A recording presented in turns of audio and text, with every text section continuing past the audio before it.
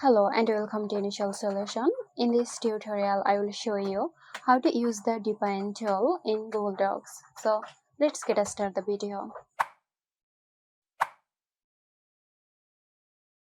First, open your document in Google Docs.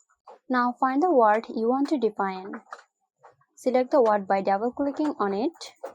With the word selected, click Tools from the top menu and then click on Dictionary. Google Docs will display the definition of the selected word in a panel on the right side of the screen. So there you go. I hope this video helped you out. Stay tuned for more helpful tutorials.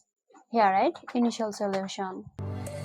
This video is sponsored by Zerosoft. Zerosoft offers graphic design, UI UX design, digital marketing and web development.